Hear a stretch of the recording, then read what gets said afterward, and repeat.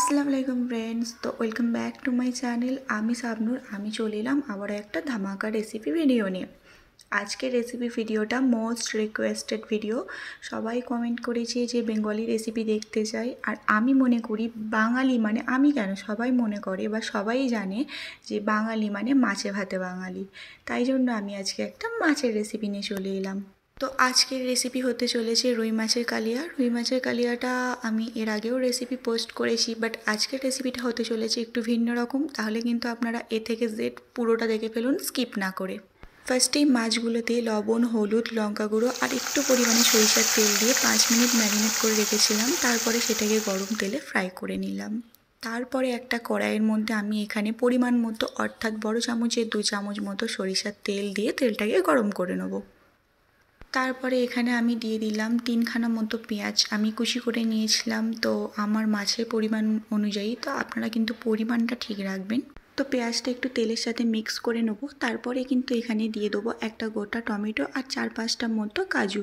তো সেটাও পেঁয়াজের সাথে হালকা একটু ফ্রাই করে নেবো। আর হ্যাঁ, মাছের তো অনেক রকম বাড়িতে মানে সচরাচর প্রায় সবার হয়ে থাকে আলু দিয়ে মাছ দিয়ে ঝোল বা মাছের এমনি ঝোল পেঁয়াজ দিয়ে। তো একঘেয়ে রেসিপি না খেয়ে একটু এরকমভাবেও মাছের রেসিপি ট্রাই করতে পারেন। তো আপনাদেরও ভালো লাগবে, বাড়ির সকলকে খাইয়ে আপনারও নাম হবে। তো যাই হোক, দেখতেই পেলেন ওইগুলো হালকা ফ্রাই করে ব্লেন্ডারে নিয়ে ব্লেন্ড করে নিলাম। আর এদিকে একটা মশলা তৈরি করছি। তো বাটিতে নিয়েছিলাম 2 চামচ মতো টক দই, 1 চামচ হলুদ, 2 চামচ লঙ্কা গুঁড়ো, 1 চামচ জিরে গুঁড়ো, 1 চামচ ধনে গুঁড়ো। এরপর এখানে কিছুটা পরিমাণ জল দিয়ে মশলাটা তৈরি করে নেব। আমি কিন্তু খুবই ইজিলি বুঝিয়ে দিচ্ছি আর স্টেপ বাই স্টেপ আপনারা আমার মতনই করবেন, সুন্দর রেজাল্ট পাবেন। তো এইদিকে আমার মশলা করা তৈরি হয়ে গেছে। এবার যে কড়াইয়ে আমি পেঁয়াজ টমেটোটা পেস্ট করেছিলাম আবার সেই কড়াইয়ে ফিরে গেলাম। হ্যাঁ, ওই কড়াইয়ে আবারও কিছুটা পরিমাণে তেল দিয়ে এখানে ফোড়ন দিলাম শুকনো লঙ্কা আর এখানে গোটা জিরে দিয়ে। তো ভালো করে নাড়াচাড়া করার পর ওই যে পেঁয়াজ টমেটো আর কাজুটা ব্লেন্ড করে নিয়েছিলাম সেটা দিয়ে দিলাম। তো ভালো করে সেটা দিয়ে দিলাম, দেখুন, দিয়ে এবার একটু নাড়াচাড়া করে নেব। এবার ব্লেন্ডারের মধ্যে সামান্য পরিমাণে জল নেবো, মানে ব্লেন্ডারে তো মশলাটা লেগে আছে তাই একটু সামান্য পরিমাণে জল দেবো। তো এটা নাড়াচাড়া ফার্স্টলি করে নেবার পর ব্লেন্ডারে সামান্য পরিমাণে জল দিয়ে এতে দিয়ে আবারও নাড়াচাড়া করব। তো এরপর এখানে আমরা দেবো স্বাদ মতো বা পরিমাণ মতো লবণ। তো আমি এখানে প্রথমে দিয়েছি 1 চামচ মতো লবণ, পরে লবণ যদি কম হয় তখন আবার অ্যাড করা যাবে। তো আমি 1 চামচ লবণ দিয়ে ভালো করে মিক্স করে নিলাম। আর আগে যে মশলাটা তৈরি করে রেখেছিলাম টক দইয়ের সাথে সেই মশলাটা এখনই দিয়ে দিতে হবে। তো আমি এখনই ভালোভাবে দিয়ে আবারও মশলার সাথে ভালোভাবে মিশিয়ে নেব। তো দেখবেন কালারটা এই পর্যায়ে কত সুন্দর চেঞ্জ হয়ে যাবে। আর মশলা কষানোর সময়তেই কালার যত সুন্দর আসবে বুঝতে পারবেন যে তরকারি তত টেস্ট হবে। তো অনেকটা ফুটে মানে জল শুকিয়েও গেছে আর মশলা থেকে অনেকটা পরিমাণে তেল ছেড়ে দিয়েছে। তো দেখে বুঝতেই পারছেন যে কতটা পরিমাণে তেল ছেড়ে দিয়েছে আর মশলাটা অনেকটা পরিমাণে শুকিয়েও গেছে বা ড্রাই হয়ে গেছে বলতে পারেন।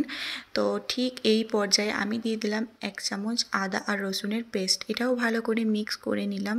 তো কালারটা এখানে দেখুন কতটা সুন্দর চেঞ্জ হয়ে আসছে আস্তে আস্তে। তো যাই হোক, এই পর্যায়ে এবার দিয়ে দিতে হবে জল। আপনি যতটা ঝোল বা গ্রেভি রাখবেন ঠিক এই পর্যায়ে জল দিয়ে দিতে হবে।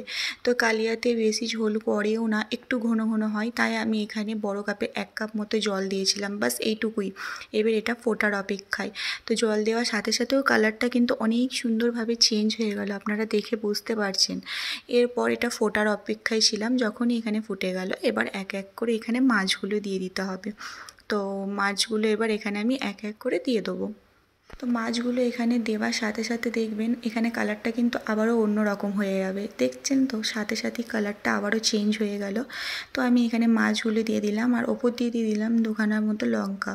তো ভালো করে দিয়ে এটা আবারও আমি কিছুক্ষণ ফুটতে দেবো। আর এই পর্যায়ে আপনারা একটুখানি লবণটা টেস্ট করে নেবেন। আমার লবণটা একটুখানি কম ছিল, দিয়েছিলাম। আর ব্যালেন্সের জন্য চিনি দিলাম আমি 1 চামচ। চিনিটা অবশ্যই দিতে হবে কারণ এখানে টক দই টমেটো দুটোই আছে, তাই ব্যালেন্সের জন্য চিনিটা তো লাগবেই। তো তো যাই হোক, এবার এটা ফোটার অপেক্ষায়, ঝোলটা একটু ঘন হওয়ার অপেক্ষায়। তো মোটামুটি যখন দেখব যে ঝোলটা এখানে অনেকটা ঘন হয়ে এসছে, তো দেখি আপনারা বুঝতে পারবেন। দেখুন ঝোলটা অনেকটা ঘন হয়ে এসছে। ঠিক এই পর্যায়ে আমি কিছু মানে ধনিয়া পাতা দিয়ে দেবো টেস্টটাকে আরও বাড়াবার জন্য। আপনাদের কাছে ধনিয়া পাতা না থাকলে স্কিপ করে যাবেন, অসুবিধা নেই, কিন্তু ধনিয়া পাতাটা দিলে আরও টেস্ট বেড়ে যায়। তো টেস্টের জন্য ধনিয়া পাতা দিলাম, আর সবার লাস্টে দিয়ে দিলাম একটু গরম মশলা। এই যে আমি দেখতেই পাচ্ছেন একটু গরম মশলা দিলাম। গরম মশলা দিয়ে আবার একটু নাড়াচাড়া করে এটাকে ফুটতে দেবো।